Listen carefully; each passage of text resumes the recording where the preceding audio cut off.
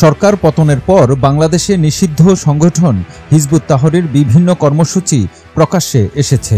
গণ অভ্যুত্থানে রাজপথে ভূমিকা রয়েছে এমন দাবি করে ২০০৯ সালে আওয়ামী লীগ সরকারের দেয়া নিষেধাজ্ঞা প্রত্যাহার চেয়ে আনুষ্ঠানিকভাবে স্বরাষ্ট্র মন্ত্রণালয়ে আবেদন করেছে এই সংগঠনটি। সম্প্রতি ঢাকায় জাতীয় প্রেস ক্লাবে এক সংবাদ সম্মেলন করেও সংগঠনটি নিষেধাজ্ঞা প্রত্যাহারে দাবি তুলেছে। হিজবুত তাহরীর দাবি করেছে ৫ই আগস্ট গণ অভ্যুত্থানের মাধ্যমে শেখ হাসিনা সরকারের পতনের আন্দোলনে ছাত্র জনতার সঙ্গে সংগঠনটির কর্মীরা মাঠে ছিল। মুসলিম উম্মার মধ্যে ইসলামী খিলাফত ব্যবস্থা প্রতিষ্ঠার বুলি আউড়িয়ে ১৯৫৩ সালে এই দলটি প্রতিষ্ঠিত হয়।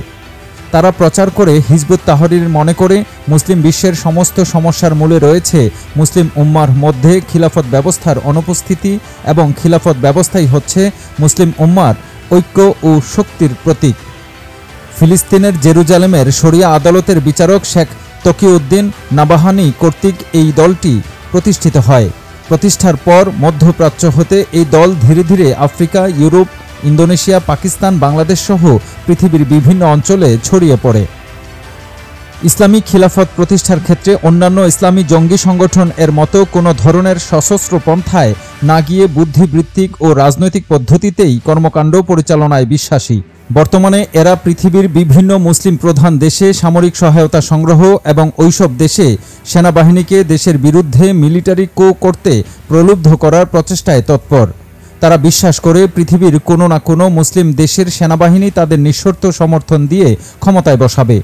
তাদের সামরিক সহায়তা সংগ্রহের তালিকায় বাংলাদেশ সেনাবাহিনীও রয়েছে, যেটা প্রমাণিত হয় ২০১২ সালের জানুয়ারি মাসের সেনা অভ্যুত্থান প্রচেষ্টার মধ্য দিয়ে। এদিকে সংগঠনের মিডিয়া সমন্বয়ক ইমতিয়াজ সেলিম দাবি করেন, হিজবুত তাহরীর একটি আদর্শ ভিত্তিক ইসলামিক রাজনৈতিক সংগঠন, কোনো জঙ্গিবাদী সংগঠন বা সন্ত্রাসী সংগঠন নয়।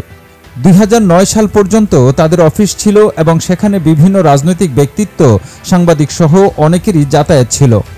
সংগঠনটির দাবি, বিডিআর বিদ্রোহের পর আওয়ামী লীগ সরকারের ষড়যন্ত্র প্রকাশ করে লিফলেট বিতরণের কারণেই তাদেরকে নিষিদ্ধ করা হয়েছে। আদর্শগতভাবে হিজবুত তাহরীরের লক্ষ্য বিশ্বজুড়ে ইসলামী খিলাফত প্রতিষ্ঠা করা। হিজবুত তাহরীর কোরআন সুন্নাহর আলোকে সংবিধান চায়, এরকম একটি খসড়া সংবিধানও সংগঠনটির রয়েছে।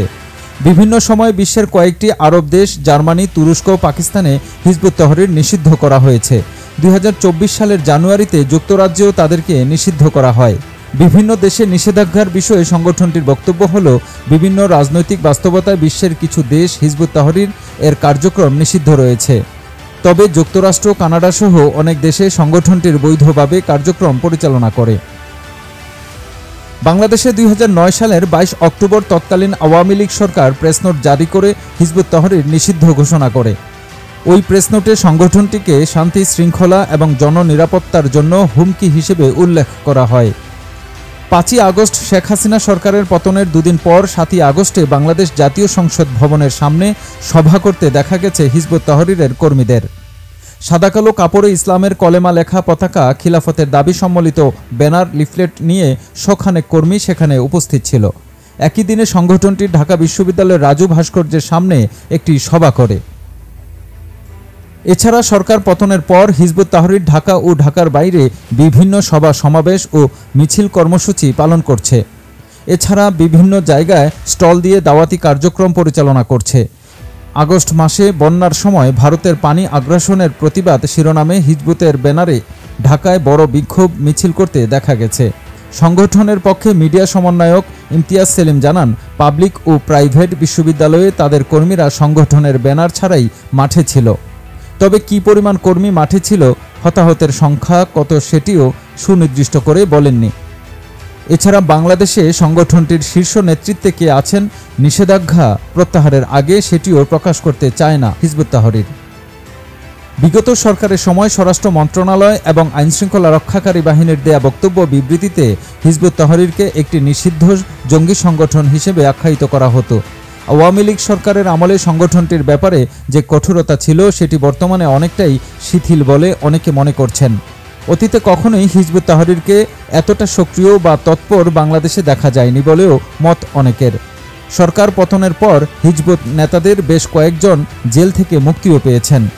হিজবুত তাহরীরের নিষেধাজ্ঞা প্রত্যাহারের দাবি এবং প্রকাশ্যে তৎপরতা স্বরাষ্ট্র মন্ত্রণালয় কিভাবে দেখছে সেটি স্পষ্ট করছে না সরকার।